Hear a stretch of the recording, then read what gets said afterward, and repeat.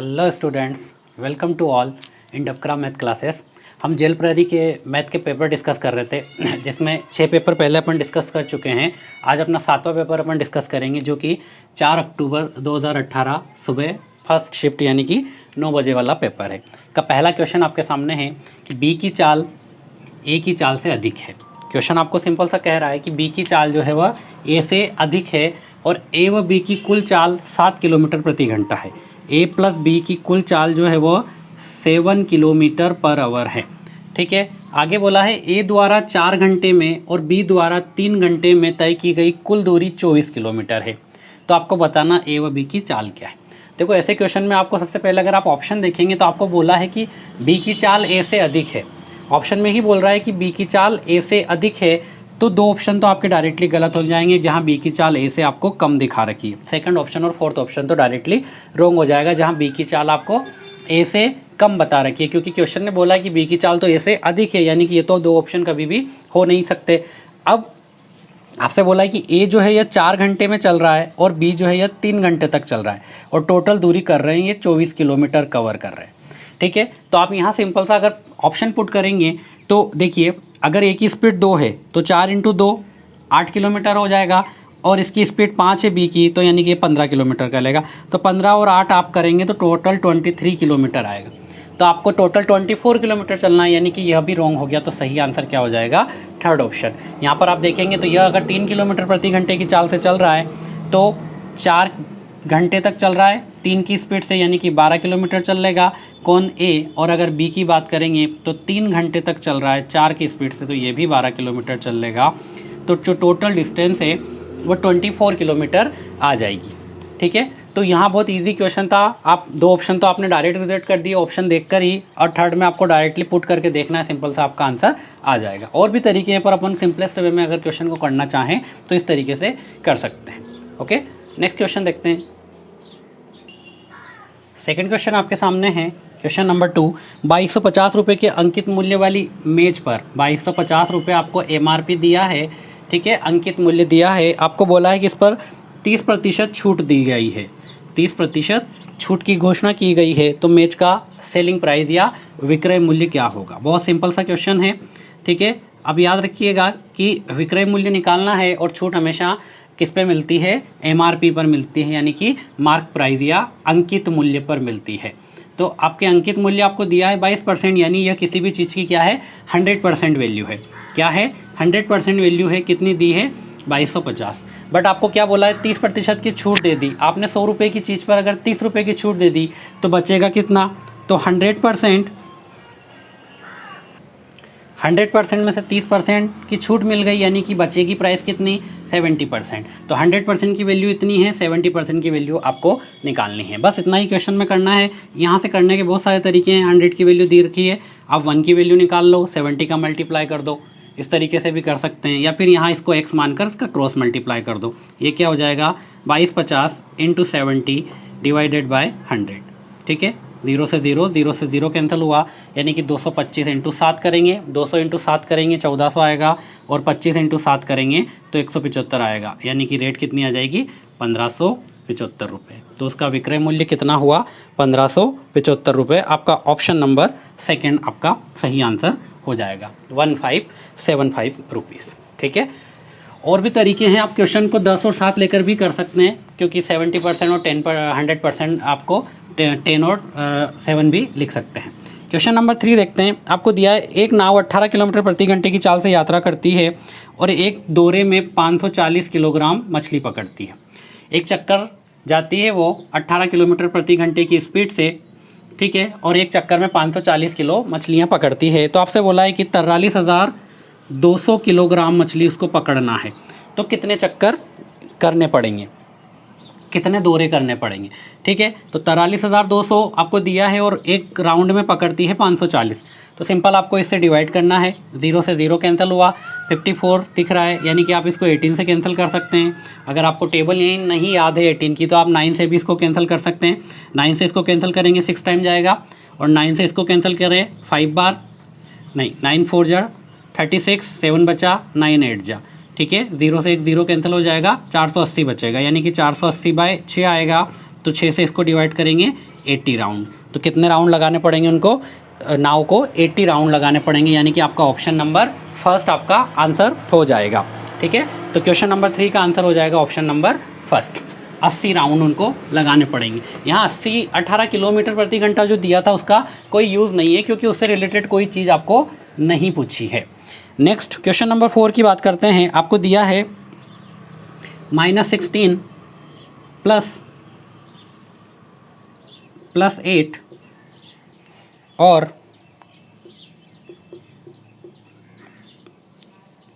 +8 plus -2। ठीक है, इनकी आपको गणना करना है कि इन दोनों को सॉल्व करेंगे तो इनकी वैल्यू क्या आएगी। ठीक है, तो देखिए -16 प्लस 8 प्लस प्लस प्लस ही रहता है, तो ये हो जाएगा -8। ठीक है, यहाँ पर देखेंगे तो ये -8 है, प्लस माइनस -2 हो जाएगा, सॉरी प्लस का 8 है और प्लस माइनस करेंगे तो -2 हो जाएगा। तो प्लस का 8 -2 करेंगे तो ये आ जाएगा प्लस का 6। तो आपका आंसर हो जाएगा -8 और प्लस का 6, जो कि आपका ऑप्शन नंबर थर्ड है, नहीं 4th ऑप्शन है। -8 और प्लस का 6, ऑप्शन नंबर 4 आपका सही आंसर आ जाएगा। करना कुछ नहीं है, सिंपल सी सिंप्लीफिकेशन का क्वेश्चन है, प्लस माइनस काउंट करना है आपको। एडिशन और सब्ट्रैक्शन का जो भी चिन्ह आ जाएगा वो याद रखना है। जिन लोगों को पता नहीं है याद रखिएगा, प्लस प्लस हमेशा प्लस होता है, माइनस प्लस माइनस होता है और प्लस माइनस भी माइनस होता है। और माइनस माइनस अगर करेंगे तो आंसर माइनस में ही आएगा, पर हो क्या जाता है, ऐड हो जाता है। जैसे आपने -2 और -3 जोड़ा तो ये -5 हो जाएगा, यानी कि माइनस माइनस क्या होगा, प्लस होगा, एडिशन होगा उनका। बट चिन्ह की बात करेंगे अगर, तो चिन्ह किस पे डिपेंड करेगा, चिन्ह माइनस का ही आएगा। ठीक है, चिन्ह हमेशा माइनस आएगा। अगर दो चीज़ों को जोड़ते हैं तो चिन्ह की अगर मैं बात करता हूँ, अगर मैं चिन्ह की ही बात करता हूँ तो प्लस प्लस करने पर चिन्ह प्लस का ही होगा, माइनस प्लस करेंगे तो यहाँ पर डिपेंड करेगा कि बड़ा कौन है। ठीक है, इन दोनों में डिपेंड करेगा कि जो लार्ज होगा उसका सिंबल आएगा, और अगर दोनों माइनस होंगे तो सिंबल हमेशा किसका आता है, माइनस का आता है। ठीक है, बेसिक से चीज़ें हैं, आप सबको पता होगी। सो क्वेश्चन नंबर 4 का आपका आंसर हो जाएगा option number 4। Next question number 5 देखते हैं। अच्छा क्वेश्चन ध्यान से देखिएगा।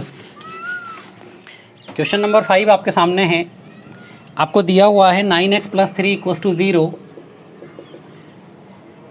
का हल 1 है। इसका जो हल होगा, सॉल्यूशन होगा, वो क्या है। पहला ऑप्शन आपको दिया है प्राकृतिक संख्या, यानी कि नेचुरल नंबर है, प्राकृतिक संख्या है, नेचुरल नंबर।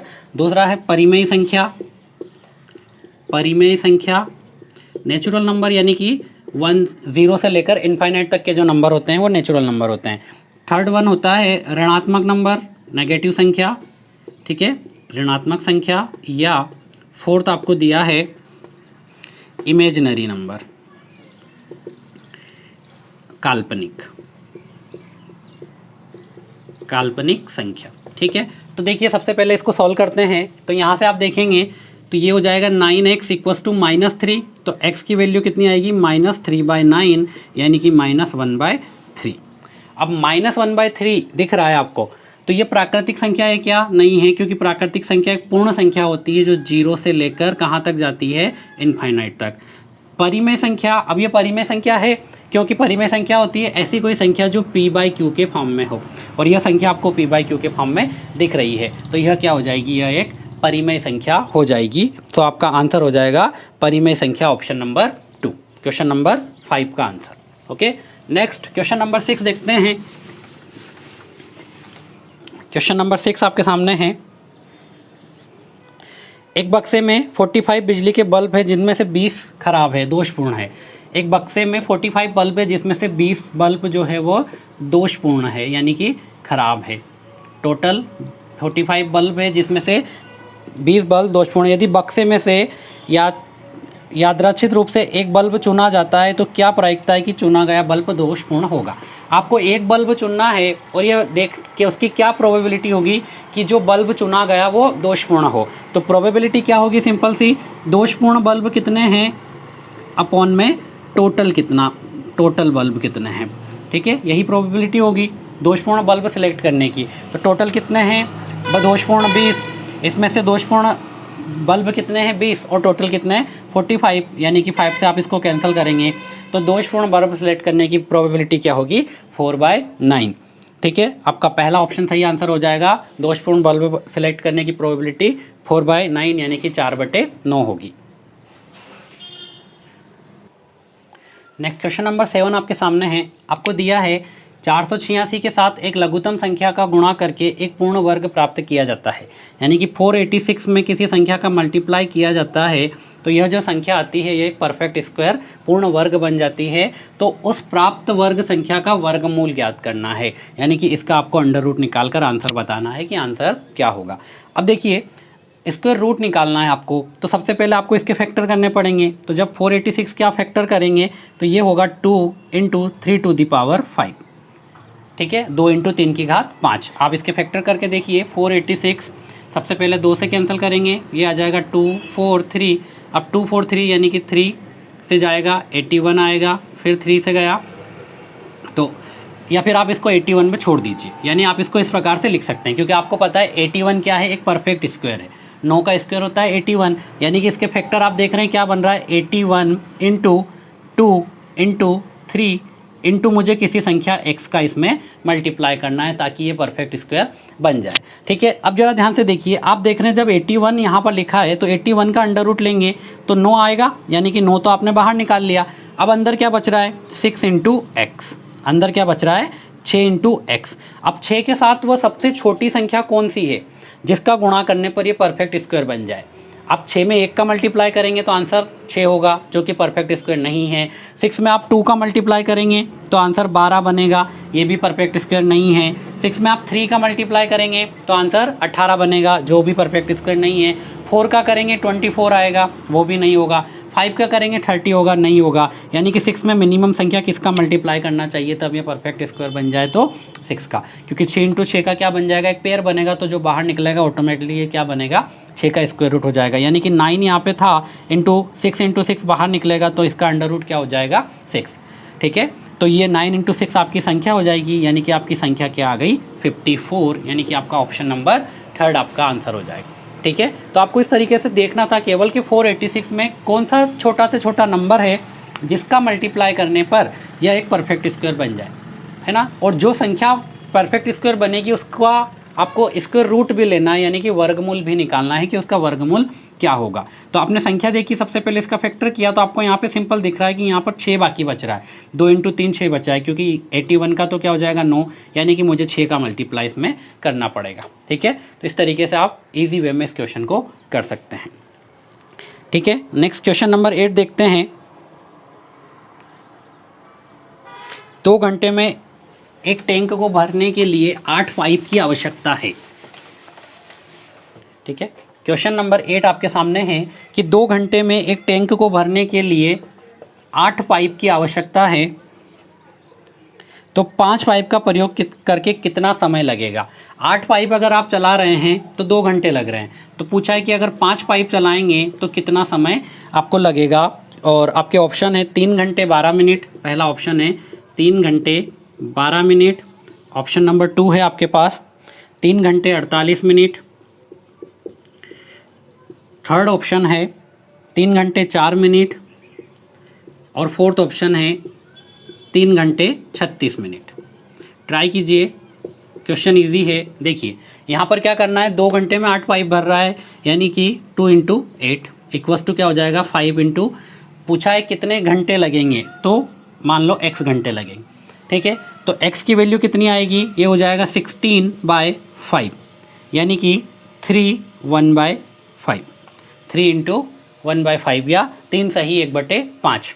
16/5 को क्या लिख सकते हैं, 3 सही 1/5, तो ये हो जाएगा 3 आवर, तो यह लग रहा है, प्लस 1/5 आवर को मिनट में बदलते हैं तो क्या करेंगे, 60 का मल्टीप्लाई करेंगे, तो ये कितना आएगा, 5 को आप 60 से कैंसिल करेंगे या 60 को 5 से कैंसिल करेंगे तो 12 मिनट आ जाएगा, तो 3 घंटे और 12 मिनट लगेंगे। ठीक है, सो आंसर क्या आ जाएगा, पहला ऑप्शन आएगा 3 घंटे 12 मिनट। क्लियर है सभी को। सो इसका आंसर हो जाएगा 3 घंटे 12 मिनट, क्वेश्चन नंबर 8 का आंसर। क्वेश्चन नंबर 9 आपको दिया है, एक विमान समुद्र तल से 6000 मीटर की ऊंचाई पर उड़ रहा है। ठीक है, यह समुद्र की सतह है, यहाँ से कितनी ऊंचाई पर है, यह 6000 मीटर की ऊंचाई पर यह उड़ रहा है। एक विशेष बिंदु पर जो समुद्र तल से नीचे विमान की 1/4 ऊंचाई पर एक तैरती पनडुब्बी के ठीक ऊपर है। समुद्र की सतह से नीचे 1/4 इस ऊंचाई का 1/4, ठीक है, यानी कि 6000 मीटर का 1/4 ऊंचाई पर पनडुब्बी उड़ रही है। यहाँ की कितनी मीटर पर है? यह 1500 मीटर पर है। तो पनडुब्बी की हाइट कितनी हो गई? समुद्र सतह से जो गहराई है वो कितनी है? 1500 मीटर, ठीक है। और यह ऊपर की जो हाइट थी ये कितनी हो गई? 6000 मीटर। तो आपसे बोला है कि एक विशेष बिंदु पर एक पनडुब्बी है जो समुद्र सतह से 1500 मीटर की गहराई पे है, यानी कि उसकी 1/4 दिया है, उसका 1/4 है। तो विमान की पनडुब्बी से लंबवत दूरी कितनी होगी? ये ऊंचाई आपको बताना है। तो बहुत सिंपल सा क्वेश्चन है, कितनी हो जाएगी? 6000 प्लस 1500 यानी कि 7500 मीटर, ठीक है। आंसर कितना हो जाएगा? 7500 मीटर। ऑप्शन नंबर 4 आपका करेक्ट आंसर हो जाएगा, ठीक है। सो क्वेश्चन सिंपल था, खाली आपको यहाँ कन्फ्यूज़न ये हो सकता है कि अगर आप गलती से इसकी हाइट को यहाँ मान लेंगे तो आपका आंसर पूरा गलत आ जाएगा, ठीक है। सो क्वेश्चन नंबर 9 का आंसर हो जाएगा 7500 मीटर। क्वेश्चन नंबर 10 है। क्वेश्चन नंबर 10 आपके सामने है कि कुछ खिलौने 18 बच्चों के बीच इस प्रकार वितरित किए गए हैं कि प्रत्येक बच्चों को खिलौनों की संख्या के बराबर हो और वितरण के बाद 6 खिलौने शेष बच जाते हैं। आपके पास कुछ खिलौने थे और आपने 18 बच्चों में बांटे। इस प्रकार से बांटे कि प्रत्येक बच्चे को उतने खिलौने मिले जितने कि वहाँ पर बच्चे हैं। तो वहाँ पर बच्चे कितने हैं? 18, यानी कि प्रत्येक बच्चे को कितने खिलौने मिलेंगे? 18। हर एक बच्चे को 18 खिलौने वहाँ पे मिलेंगे। क्वेश्चन ने सिंपल सा बोला है कि हर एक बच्चे को उतने खिलौने मिले जितने वहाँ पर बच्चे हैं। तो वहाँ पर बच्चे कितने हैं? 18 आपको दिया हुआ है, यानी कि हर एक बच्चे को कितना मिलेगा? 18 खिलौने मिलेंगे। तो टोटल कितने खिलौने हो जाएंगे? 18 × 18 यानी कि 324 खिलौने। प्लस उन्होंने बोला कि 6 खिलौने आपके पास शेष रह जाते हैं, तो +6 आप इसमें ऐड करेंगे तो वहाँ पर उपस्थित या टोटल प्रेजेंट खिलौने कितने होंगे? 330। आपसे क्वेश्चन में यही पूछा है कि कुल खिलौनों की संख्या क्या थी, तो कुल खिलौनों की संख्या आ जाएगी 330। आपका option number first. Question number 11 आपको दिया है 40 सेंटीमीटर आयतन वाले एक बॉक्स में आपके पास एक बॉक्स रखा है इस प्रकार से, ठीक है, जिसका आयतन आपको दिया है कितना है? 40 सेंटीमीटर का क्यूब, ठीक है। ये इसका टोटल वॉल्यूम है। इसके अंदर आपको 2 सेंटीमीटर किनारे वाले कितने घनों को रखा जा सकता है? आप इसके अंदर एक छोटे छोटे घनों को डाल रहे हैं जिनका किनारा कितना है? 2 सेंटीमीटर का। तो ऐसे कितने घन इसके अंदर आएंगे? यानी कि सिंपल सा क्या तरीका है, ऐसे मान लो n घन आएंगे तो आपको इनका वॉल्यूम आयतन बराबर करना है। तो इसका आयतन आपको दिया है 40, बराबर क्या हो जाएगा? n छोटे छोटे घनों का आयतन। और घन का आयतन कितना होता है? घन का आयतन होता है a क्यूब। घन का आयतन क्या होता है? a क्यूब, यानी कि ये आ जाएगा 2 का क्यूब, तो ये कितना हो जाएगा? 8, ठीक है। a क्यूब यानी कि 2 का क्यूब, तो कितना हो जाएगा? 8। तो 8 से आप 40 को कैंसिल करेंगे तो n की वैल्यू कितनी आ जाएगी? 5। तो इस बॉक्स के अंदर ऐसे कितने घन आएंगे? तो आपका आंसर हो जाएगा पहला, ऐसे 5 घन उसके अंदर आ सकते हैं। तो टोटल घनों की जो संख्या होगी वह कितनी होगी? 5 होगी, ठीक है। नेक्स्ट क्वेश्चन नंबर 12 देखते हैं। अच्छे क्वेश्चन से देखिए। क्वेश्चन नंबर 12 आपको दिया है एक तार 15 सेंटीमीटर वाले वर्ग के आकार में है, ठीक है। एक तार इस सेंटीमीटर से इस प्रकार से है कि उसकी प्रत्येक भुजा कितनी होगी? 15 सेंटीमीटर, क्योंकि वह वर्ग है। अब इस तार को पुनः एक 5 सेंटीमीटर चौड़ाई वाले आयत के रूप में आपने मोड़ दिया है। इस तार को आपने कन्वर्ट करके क्या कर दिया? एक आयत बना दिया है इस प्रकार से, जिसकी चौड़ाई कितनी है? 5 सेंटीमीटर। अब आयत की आमने सामने की भुजाएं बराबर होती है, तो अगर यह चौड़ाई 5 सेंटीमीटर तो यह भी 5 सेंटीमीटर होगी। तो आपसे पूछा है इसकी लंबाई कितनी होगी। सिंपल सा क्वेश्चन है, ठीक है। तो देखिए यहाँ अगर परिमाप की बात करते हैं, क्योंकि लंबाई टोटल लंबाई जो है वह सेम रहेगी, तो जितनी इसकी लंबाई होगी जितनी ही इसकी लंबाई होगी। तो यहाँ परिमाप कितना हो जाएगा? 15 × 4 यानी कि 60 सेंटीमीटर। तो टोटल तार की लंबाई कितनी हो गई? 60 सेंटीमीटर, ठीक है। अगर यहाँ बात करेंगे उसी लंबाई की, तो यहाँ भी लंबाई है, यहाँ भी लंबाई है, यानी कि 2 लंबाई, ठीक है, 2l, क्योंकि यह l ये प्लस यह l, और यह 5 सेंटीमीटर, यह 5 सेंटीमीटर है, तो 10 सेंटीमीटर हो गया। और टोटल लंबाई कितनी है? 60 सेंटीमीटर। तो 2l = कितना आएगा? 50 सेंटीमीटर। तो l की वैल्यू कितनी आ जाएगी? 25 सेंटीमीटर। यानी कि जो आयत बनेगा उसकी लंबाई आपसे पूछी है, तो लंबाई कितनी आ जाएगी? 25 सेंटीमीटर। सिंपल सा क्वेश्चन है, इतना नहीं करते हुए भी आप डायरेक्टली कर सकते हैं कि ये 60 है, ये 60 होना चाहिए, 5 ये है, 5 ये है, 10 चला गया, ठीक है, 50 बचा है, तो ये 25 होगा और यह भी 25 होगा, क्योंकि दोनों लंबाई जो है वह बराबर होती है, ठीक है। तो क्वेश्चन नंबर 12 हुआ आपका। नेक्स्ट देखो क्वेश्चन नंबर 13। क्वेश्चन नंबर 13 देखते हैं। आपको दिया हुआ है निम्नलिखित में से कौन सी संख्या सबसे बड़ी है। ठीक है, सबसे बड़ी संख्या आपको बतानी है, सबसे बड़ी संख्या कौन सी है। ठीक है, क्वेश्चन आप बहुत इजीली कर सकते हैं, कोई टफ नहीं है, बड़ी संख्या छोटी संख्या ये आप बता सकते हैं। ठीक है, थर्ड ऑप्शन है 7029 एंड फोर्थ ऑप्शन है आपके पास 7920। सबसे बड़ी संख्या पूछिए, तो देखिए सारी संख्या 7000 की टर्म में है। ठीक है, तो यहाँ से तो आप अंदाज नहीं लगा सकते, आप सैकड़े पे जाएंगे तो सैकड़े का अंक देखेंगे तो यहाँ पर 9 आ रहा है, सबसे बड़ा अंक है, तो यही संख्या आपकी सबसे बड़ी हो जाएगी। तो सबसे बड़ा नंबर क्या होगा, ऑप्शन नंबर 4 7920। ठीक है, नेक्स्ट आपसे क्वेश्चन नंबर 14 में बोला है निम्न में से कौन, क्वेश्चन नंबर 14 आपको दिया है कि कौन सा बिंदु चतुर्थांश थर्ड चतुर्थांश में होगा। थर्ड चतुर्थांश में कौन सा बिंदु होगा, थर्ड चतुर्थांश में कौन सा बिंदु होगा। ठीक है, ये आपसे क्वेश्चन पूछा है, आपको ऑप्शन दिया है, पहला -5 -6। ठीक है, दूसरा पॉइंट आपको दिया है 4 -3, तीसरा पॉइंट आपको दिया है 3 और 1 एंड फोर्थ पॉइंट आपको दिया है -3 और 2। ठीक है, तो देखिए चतुर्थांश की बात करते हैं तो आपको पता है ये पहला कोऑर्डिनेट होता है, यह दूसरा चतुर्थांश है, यह तीसरा चतुर्थांश है और यह चौथा चतुर्थांश होता है। तो यहाँ पर दोनों चीज़ें पॉजिटिव होती है पहले चतुर्थांश में, क्योंकि यह पॉजिटिव x एक्सिस होता है और यह पॉजिटिव y एक्सिस होता है। ठीक है, तो यहाँ पर नेगेटिव y होता है और यह क्या है, नेगेटिव x होता है। अब आपसे पूछा है थर्ड चतुर्थांश में, यानी कि इसके अंदर कौन आएगा, तो देखिए इसके अंदर जो चीज़ें आएगी वो यहाँ भी नेगेटिव है और यहाँ भी नेगेटिव है, यानी कि -x और -y आएगा। यानी कि थर्ड चतुर्थांश के जो भी कोऑर्डिनेट होते हैं वो दोनों क्या होते हैं, नेगेटिव होते हैं, और दोनों नेगेटिव आपको ऑप्शन नंबर पहले में दिख रहा है। ठीक है, आप यहाँ से भी डायरेक्टली आप अंदाज लगा सकते हैं कि देखिए पहले कोऑर्डिनेट के अंदर दोनों पॉजिटिव होते हैं, अगर दूसरे कोऑर्डिनेट में चलो तो यहाँ पर दिख रहा है आपको x नेगेटिव होगा, यानी कि -x होगा और y पॉजिटिव होता है। यहाँ पर दोनों नेगेटिव होते हैं और यहाँ पर x आपको पॉजिटिव दिख रहा है, y क्या दिख रहा है, नेगेटिव दिख रहा है। ठीक है, तो इस प्रकार से आप चारों चतुर्थांश में कौन कौन से नंबर्स होते हैं उसका पता लगा सकते हैं। आपसे पूछा था थर्ड में कौन आएगा, तो थर्ड में आप देख रहे हैं दोनों नेगेटिव होते हैं और दोनों नेगेटिव का आपके पास एक ही ऑप्शन है, तो आपका आंसर क्या हो जाएगा, ऑप्शन नंबर फर्स्ट। ठीक है, नेक्स्ट क्वेश्चन नंबर 15 देखते हैं। क्वेश्चन नंबर 15 आपको दिया हुआ है, देखिए 72 सेंटीमीटर लंबे, 60 सेंटीमीटर ऊंचे और 36 सेंटीमीटर चौड़े एक टैंक में 18 सेंटीमीटर की गहराई तक पानी भरा हुआ है। एक टैंक है आपके पास जिसकी लंबाई 72 सेंटीमीटर है, चौड़ाई 36 सेंटीमीटर है और ऊंचाई 60 सेंटीमीटर है, और यह 18 सेंटीमीटर की हाइट तक पानी से भरा हुआ है, 18 सेंटीमीटर तक। इसके अंदर आप एक धातु के टुकड़े को डाल रहे हैं जिसकी लेंथ 48 सेंटीमीटर है, चौड़ाई 15 सेंटीमीटर है और ऊंचाई 36 सेंटीमीटर। जब ये टुकड़ा इसके अंदर डाला जाएगा तो आपसे पूछा है कि इसका वाटर लेवल जो है वो कितना इंक्रीज़ होगा। ठीक है, ध्यान से समझिए यहाँ पर चीज़ों को। देखिए जब ये वॉल्यूम पूरा इसके अंदर आएगा तो क्या होगा, इसका ऊंचाई बढ़ जाएगी, पानी की ऊंचाई क्या होगी, बढ़ेगी, क्योंकि यह धातु का टुकड़ा है तो इसके अंदर जाके क्या होगा, डूब जाएगा। जब यह धातु का टुकड़ा इसके अंदर जाके डल जाएगा इस प्रकार से, तो क्या होगा, यह पानी का लेवल उठेगा। बट पानी का लेवल जब उठेगा तो आप देख रहे हैं इसकी लंबाई और चौड़ाई में कोई परिवर्तन नहीं होगा, यानी कि जो नया जिसकी वजह से परिवर्तन होगा इस टुकड़े की वजह से, वो किस में होगा, केवल ऊंचाई में होगा। तो जो वॉल्यूम में परिवर्तन होगा, वॉल्यूम क्या होगा, इसका नया वॉल्यूम 72 इंटू 36 इंटू क्या हो जाएगा, h हाइट बढ़ जाएगा। मान लो ये कितनी हाइट तक बढ़ जाएगा, h हाइट।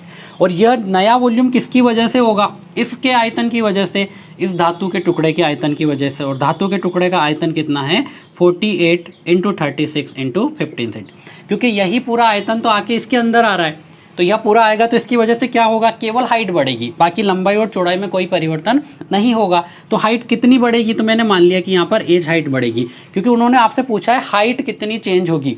ठीक है, कितनी बढ़ेगी, तो यहाँ पर आपको 18 लेने की ज़रूरत नहीं है, क्योंकि जस्ट जो भी बढ़ेगा लेवल को उसको ही अपन ने एच मान लिया। ठीक है, इसको सॉल्व करते हैं। 36 से 36 कैंसिल होगा, 24 से काटेंगे 2 बार और ये 3 बार कैंसिल होगा, तो एच की वैल्यू कितनी आ जाएगी, 3 से 15 को कैंसिल कर दो, 10 सेंटीमीटर। ठीक है, तो इसकी हाइट कितनी बढ़ जाएगी, 10 सेंटीमीटर। तो h का मान कितना आया, 10 सेंटीमीटर। सो आंसर कितना आ जाएगा, आंसर आएगा आपका 10 सेंटीमीटर। क्लियर है सभी को, क्वेश्चन ऑप्शन नंबर सेकंड आपका आंसर होगा 10 सेंटीमीटर। ठीक है, बहुत ही ईजी क्वेश्चन है, बस आपको इसका वॉल्यूम याद रखना है। और ध्यान रखिएगा ये दोनों क्या है, एक घनाभ है, और घनाभ का जो वॉल्यूम होता है वो होता है length into breadth into height, लंबाई चौड़ाई और ऊंचाई, लंबाई इंटू चौड़ाई इंटू ऊंचाई। ठीक है, तो यहाँ पर मैंने क्या कर दिया, दोनों का आयतन इक्वल कर दिया। ठीक है, नेक्स्ट देखते हैं क्वेश्चन नंबर 16।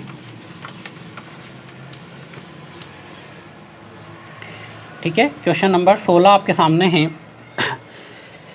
देखिए आपको क्वेश्चन दिया है -5 की पावर 5 इंटू -5 की पावर 6 इंटू 5 की पावर 2। इसको आपको सॉल्व करना है और आपसे क्वेश्चन पूछा है -5 की पावर 13 या -5 की पावर 9 और 5 की पावर 13 एंड -5 की पावर 3। ठीक है, ये 5 यहाँ पर माइनस बाहर की तरफ, ये 4 आपके ऑप्शन हैं।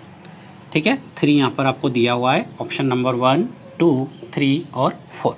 ठीक है, तो देखिए सबसे पहले इसको समझते हैं। -5 की पावर 5 दिया हुआ है। देखिए जब भी -5 इंटू -5 आप करेंगे यानी कि पावर 2 होता है तो यह 25 तो बन जाएगा, यानी कि माइनस माइनस क्या हो जाता है, प्लस का 5 बन जाएगा, यानी कि यह 5 का स्क्वायर हो जाता है। तो जब भी माइनस की पावर अगर सम संख्या होती है, माइनस की पावर सम संख्या होती है तो ये क्या बन जाता है, पॉजिटिव, और माइनस की पावर अगर विषम संख्या होती है जो भी आंसर आएगा वो क्या आएगा, नेगेटिव में आता है। ठीक है, यानी कि -5 की पावर 5 करेंगे आप, -5 की पावर 5 करेंगे तो आंसर क्या हो जाएगा, -5 की पावर 5।